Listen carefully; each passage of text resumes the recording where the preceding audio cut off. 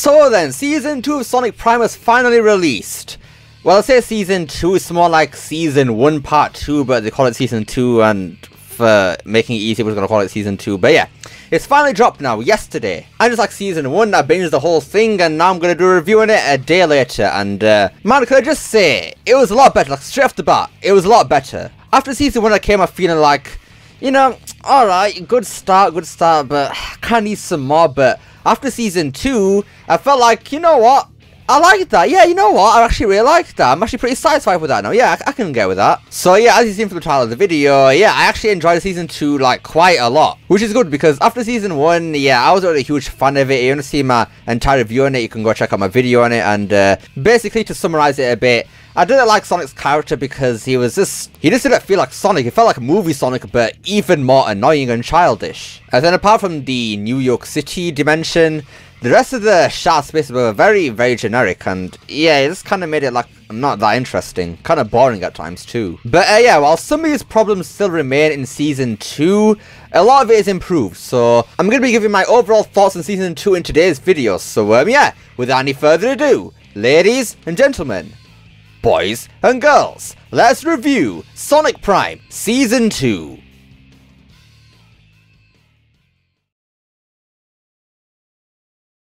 Now before we start, I just want to put this out there, this is not a scripted video like at all. I just basically wrote some notes down after watching the season last night, and yeah, there's also like a bunch of notes that's going to kind of branch off those, and that's basically what's going to create this review. So no written down thoughts or anything like that, just little notes. So we'll start at the beginning. So yeah, the opening episode of Season 2 I thought was actually pretty darn good. I liked how it was a lot more just grounded right now, because obviously in Season 1 we kept going all over the place, meeting new characters and not enough trying to flesh things out. But for Season 2 Episode 1, I liked how they kind of just slow down a bit and just flesh everything out. So we see more of Shadow and Sonic now, whether they be fighting or just talking to each other. And I think this episode is a good balance between action and obviously talking. Because with a Sonic show and just Sonic in general, you don't really want too much talking. You want some talking there to flesh things out a bit, but you're going to want a lot of action to keep things interesting, but not too much to the point where the story just kind of disappears over the action. And I think in Episode 1 and just overall entirely in Season 2, they found a good balance there, which I'm a big fan of. Because I think in Season 1, there was a bit too much talking and it got kind of boring. There's like barely any action there, so it's good to see that in Season 2 they kind of fixed that up there. Now obviously in Season 2 we see like a lot more of Shadow now, which is very good because he was kind of pushed over to the sidelines in Season 1, but obviously in Season 2 he has a bit more of a role now. In the context of Sonic Prime, I think Shadow's character is actually pretty good. He's definitely the most mature out of Sonic and Shadow because, yeah, as we already know from Season 1, Sonic is annoying, childish, stupid, you name it, that's Sonic. So it's nice to have that contrast between Sonic, a very immature person, and then Shadow, the more smart and more calm and collected person. And even though Shadow can be reluctant to actually work with Sonic, in my opinion, like I said earlier, in the context of Sonic Prime with this type of Sonic, I think it makes a lot of sense. Because as Shadow actually says, Sonic literally broke reality, so why on earth would Shadow trust him at all? Now also another thing regarding Shadow, and that is his voice. Man, Ian Hanlon I think is called, does a really nice job of Shadow. I think he's got a nice blend between Jason's Shadow and also Kirk's Shadow. He doesn't sound like he's trying to sound cool. He's just effortlessly cool, which is what you want for Shadow the Hedgehog. But for my next point I've got written down, Episode 2 and 3, I'm not gonna lie, they were definitely the weakest of the episodes of the entire season.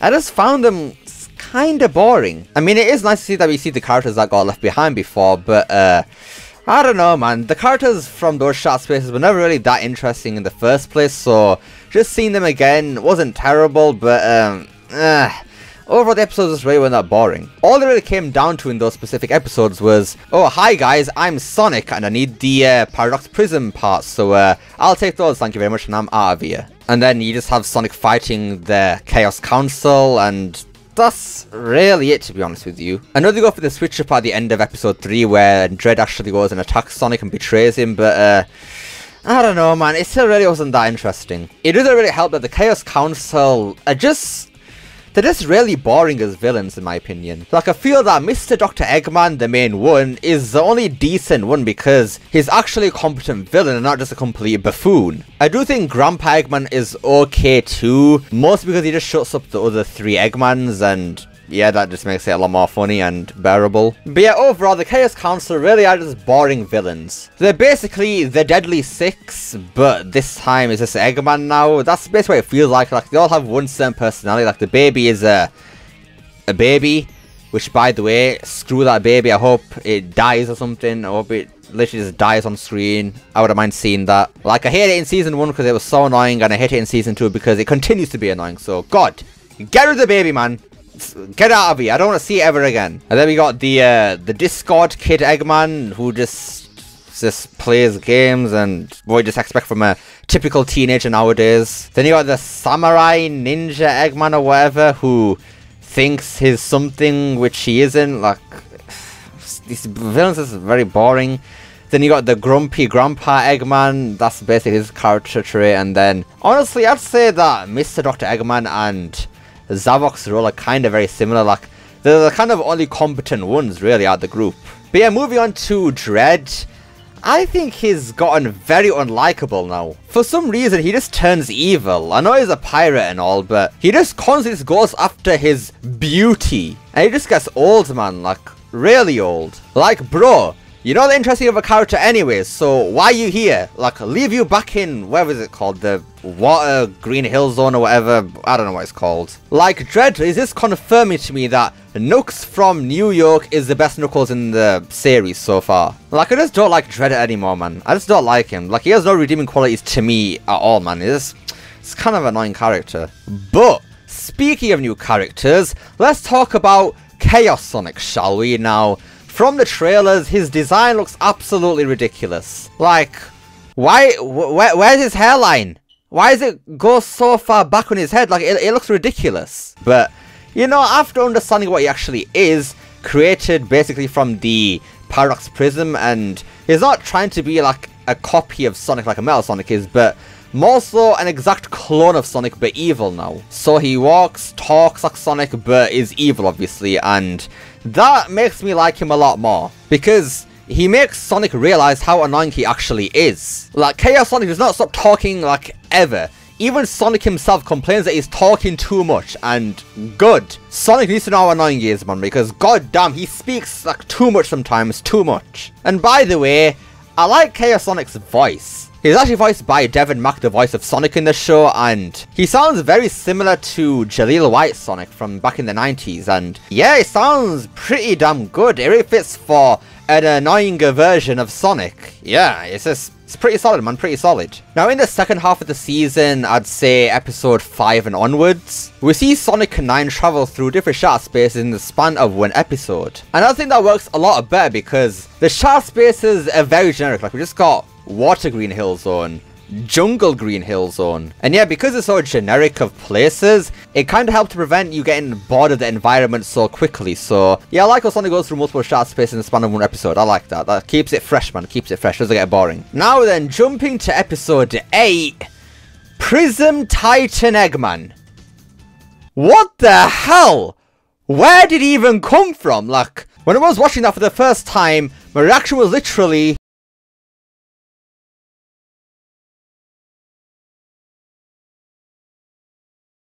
like, bro, I was just genuinely so confused, amazed, and interested all at the same time. Like, oh, holy crap. Even the way his mustache just glows, like, that's kind of an Eggman super form if you think about it. I mean, it wasn't really cool or anything like that, kind of like Super Sonic and Frontiers or anything like that, but it was just so absurd that I was just completely caught off guard, man. Like, okay, I kind of like these ideas that you're throwing at us. Okay, a bit weird, but, you know, I'm down with it. I'm down with it. What the heck? That was insane. And then in the same episode, we get a kind of new form for Sonic. So, before we move on, I think we need to come up with a name for this thing. So, what are we calling it? What are we calling it? Are we going to go with Paradox Sonic? Because the Paradox Prism? We're going to go with Shatter Space Sonic? Because the Shatter Spaces? Or Prime Sonic? Maybe? I don't know. But whatever we're calling it, yeah, like I said earlier, it doesn't feel like a true new super form.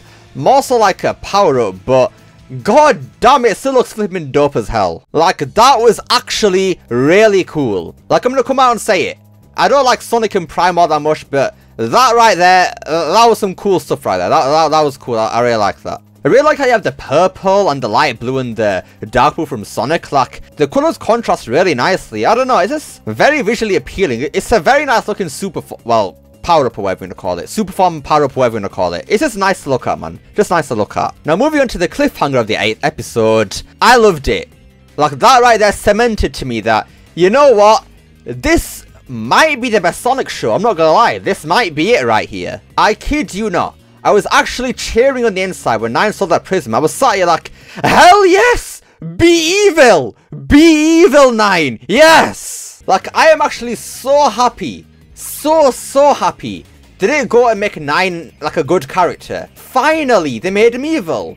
Well, he was kind of evil at one point anyways, but it's good that he's evil even after meeting Sonic now. Like, hell yes, man. This could make for a very interesting 3rd season. Like, imagine if 9 doesn't actually become good, and he's the main villain of season 3. That is gonna be so dope, man. Like, so darn dope. Like, I want to see some fight scenes between 9 and Sonic, man. I need to see something like that because, man, that could be cool. That could be cool. Like, I want to see Sonic admit that 9 isn't his real friend and he's just got to beat the crap out of him, man. Like, that could be cool. I mean, they're probably not going to go with that direction, to be honest with you, because it's Sonic, so he's got to do the right thing. But, man, I just want to see where they go with 9, man. 9's a very interesting character. Probably my favourite in the show, if I'm being totally honest. But yeah, I think that's pretty much my thoughts on the entirety of the season as a whole. So, we'll go over the little stuff now, like, to start off with the writing. Sonic is still annoying, as we've already said, but it does get slightly better as it progresses. He still doesn't feel like Sonic, like, he's just too childish. Like, there was one scene in episode 1 where he goes, I wasn't gonna touch it, I was just pointing at it to make sure that you don't touch it, Shadow. That's not Sonic, I'm sorry, that's not Sonic at all. And then he has a lot of trouble in, I think it's called the Boss Cage Maze, where he has a bit of trouble against the, what's it called, the egg robo fighters, whatever they're called, I don't know what they're called, where he gets a thing thrown at him but he doesn't react quickly enough. Like, bruh, how are you not fast enough to dodge that? Like, come on, Sonic, that is kind of pathetic, but oh well. But yeah, he does get a little less annoying as it progresses, so I'm hoping in season 3 we could see him progress even further as a character to become the cool and, you know, mature Sonic that we've seen from Sonic Frontiers, because the show is still canon, apparently. Why is everything canon, man? Just why? This is so stupid, but whatever. But in terms of the story, I do like where it's going. It's a lot more interesting than season 1 in my opinion. I know some people have been saying that not much happens in season 2. It's kind of just like Sonic's running through the shadow spaces and that's it. They don't really go anywhere with the story, and in my opinion, I don't think that's necessarily a bad thing. Like in season 1, that was more kind of just introducing everything and just creating things for Sonic to explore.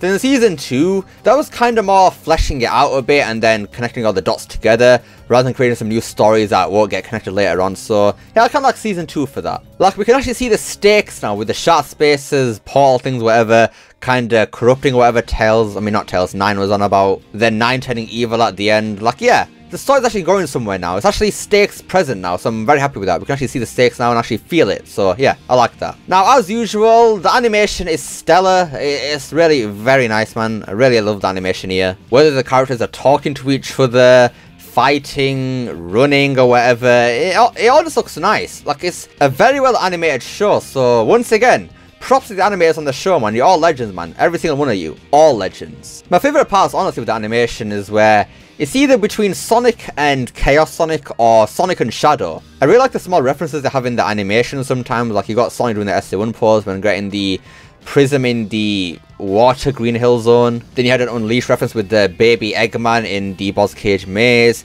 Then even with the new super form, Paradox Sonic, whatever you want to call it, you had the actual reference to the Sonic movie scene from movie 1. That was pretty sick, actually. So yeah, the references are very subtle, but they're done very, very well, man. Very well. They don't really feel forced at all. They just flow very nicely. So, and yeah, I'm happy with that, man. I'm happy with that. And then the last thing, honestly, the music's actually surprisingly pretty good. Not something that I like add to my playlist or something like that, but, you know, you got some good stuff in there. You got some upbeat orchestral themes, and you got a lot of rock here now. A lot of rock with some guitar. Like, especially in the new Sonic form thing, you can hear the guitars there. Yeah, it's pretty good. And yeah, that is pretty much my thoughts on season 2 for Sonic Prime. So, as a whole, it's good. Like, not even good, it's great. It's a great season. If I was to give it like a numerical rating, I'd probably say like 8. I think episode 2 and 3 kind of held it down a bit, and obviously Sonic's character still isn't where it should be, but it's getting there slowly but surely. Then they flesh out basically everything here. Nothing really feels like it was undercooked. They did very well with the story here, and writing very good. I think they leave it off very nicely for season 3. Like, I'm very interested for season 3, man. It's going to be the last one for the 24 episodes overall for Sonic Prime, but man, it's been really good so far, man. Really good. And depending on how season 3 could go, this could definitely be the best Sonic show. I know I'm kind of debating on it right now, but if season 3 is like really, really good, yeah, that'll cement it that Sonic Prime is indeed the best Sonic show. So yeah, I'm liking where it's going so far. I'm liking where it's going.